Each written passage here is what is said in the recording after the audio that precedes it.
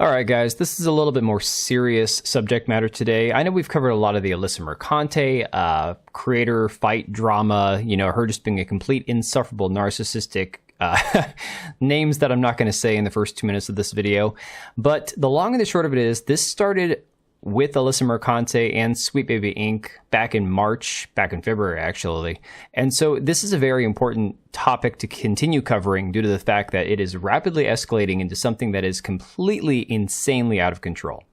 So if you all recall, Sweet Baby Inc., this company that is this game consultation company, their job is to be a sensitivity reader and to do narrative consultation for all these different game studios to make the game more modernized, more diverse, more inclusive, to be more tolerable for modern sensibilities. They're connected to all these different companies. And as such, there's been a lot of criticism from creators such as myself. I mean, I started covering them a couple months before this really kicked off.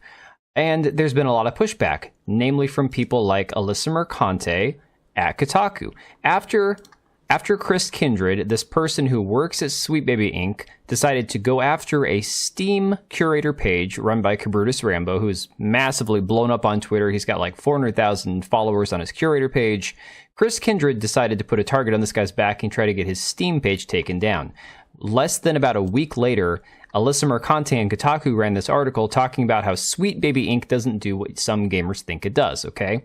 So they are in bed together. They are hand in hand, game consultation companies, video game journalists. They are working together side by side to try to spin this narrative that what they're doing is good and that the gamers are bad.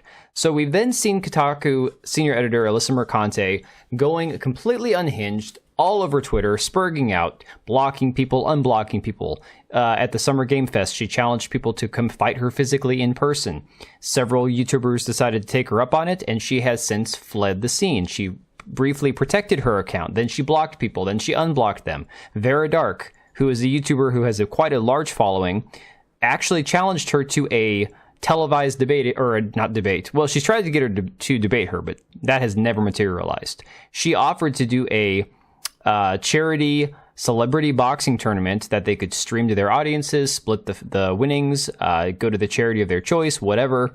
Alyssa has since backed out of that. But a lot of the problem with this is that there's this inability on the side of the games journalists to actually converse and communicate in a civil manner with the gamers. And that's literally what this all boils down to.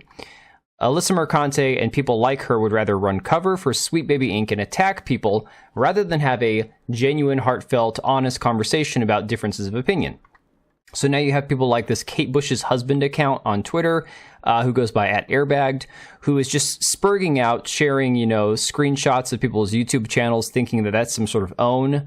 Meanwhile, they have photos of this guy who is actually the person behind this Kate Bush's husband's account, who is apparently some sort of activist Antifa type person who has been charged with vandalism or looks like some sort of property damage during a protest, which does not surprise me. These people are all the same. Of course, you then see Alyssa Mercante taking merchandise from Grummz, a very popular, former game developer, massive Twitter account who's been doing a lot of this, riling people up to get them to actually do something about this games journalism crap in the modern game industry. And Alyssa decides to auction off some of his old merchandise from one of his games that didn't, it was a failed game, and try to donate the proceeds to a trans charity, kind of just to rub it in his face and in the face of anybody else who would have a problem with that. And now you've even got Japanese YouTubers who are pointing out what an idiot she is in her recent rant where she just went all Frost 2.0 mode. Now what this boils down to is just less than 24 hours ago, Chris Kindred, who initially kicked off Gamergate 2.0, as they would call it, tried to call and smear this YouTuber, Smash JT, who Alyssa Mercante and Smash JT, they've been going back and forth for weeks now. For some weird reason, despite so many of us covering her, he's the one that she's decided to go after. And this dude, Chris Kindred, I say dude, but I'm not sure if this is actually a biological male or female, so just bear with me on this. This same person decided to go off information that airbagged, that Kate Bush's husband's account on Twitter, decided to, put out there in public so that essentially Smash JT's personal information, some pictures of his family, a place he used to work, that all got doxxed by this Kate Bush's husband's account. Well, now Chris Kindred decided to contact the former employer of Smash JT and basically smear him, spread a bunch of lies, say, do you know what kind of person you have working for you, etc., etc. Don't forget, Alyssa Mercante also tried to DM Smash JT's wife behind his back and essentially get her to divorce him, okay? That's where we are with these people. Of course, you can see that that Park Place had a big article, big write-up on it. I think we pretty much covered that. We don't really need to go through this article. And now today, just earlier today, I saw that apparently another person has come out of the woodworks to try and get Smash JT fired. Now, this person has no following. They're simply a reply guy for Alyssa, for Kate Bush's husband, for a lot of these weirdo accounts, these woke activists on Twitter. This person simply spends their day tweeting at them, replying to them, basically, you know, simping for all these activists and journalists, while having a Twitch account that has like 140 followers and, you know, looking like that. Now, again, physiognomy is a thing. I'm going to say it like it is. This is somebody who looks like they live in their mom's basement. And so this is the guy that apparently had tweeted out about Smash JT, hey, that's the guy who harasses women online every day.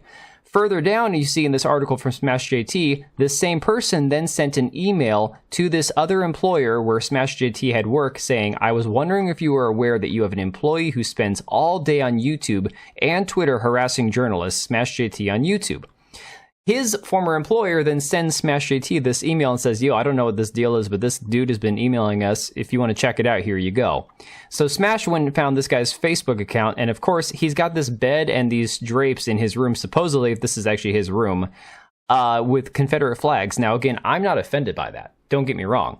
But if he's somebody on the left-leaning side of politics, this is a big no-no, which is really weird. You can see here, Alyssa Mercante is going after Nick Merckx, the Call of Duty streamer who said basically that, you know, biological sex is a thing. And here's Brodo, this guy, Mr. Brodo, the one who tried to contact Smash JT's work, egging her on, saying, yeah, own that meathead. These are the kind of people we are dealing with here, okay? And don't forget, this guy here, Nick Calandra, also tried to, quote, go after Smash JT's funding sources, telling his followers to flag his website, to mass report it. It was a false flag. Technically could be illegal. I'm not quite sure about the legality of this situation. But now this Brodo guy, the one who contacted Smash JT's former employer, has actually gone on protected mode, which is hilarious because I was going to show you guys some of his tweets. It was pretty pathetic.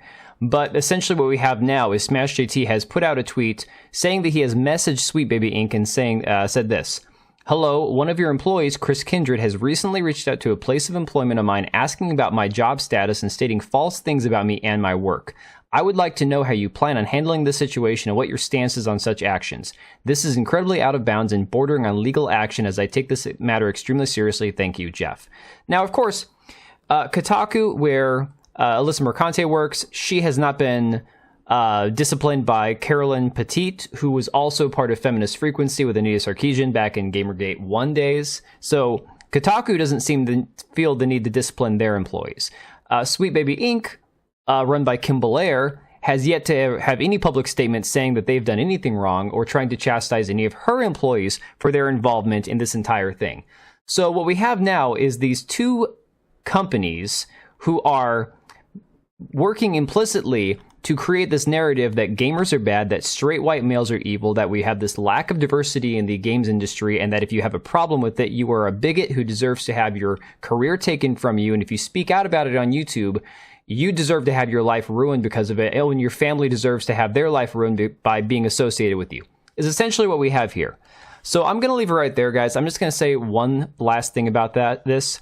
This is why it's so important for channels like Smash JT, who, I don't know if this is his full-time gig or not. For me, YouTube is a part-time thing, so I'm not sweating the revenue or the members or whatever. Yeah, it helps to have a few extra dollars coming in every month, but this is why memberships and supporting these YouTube creators is so important, because you have complete psychotic sycophants like these people going after their actual physical day-to-day jobs. And, you know, it's got to stop at some point. So I'm going to leave it right there. Let me know what you guys think about this, and I will see you later.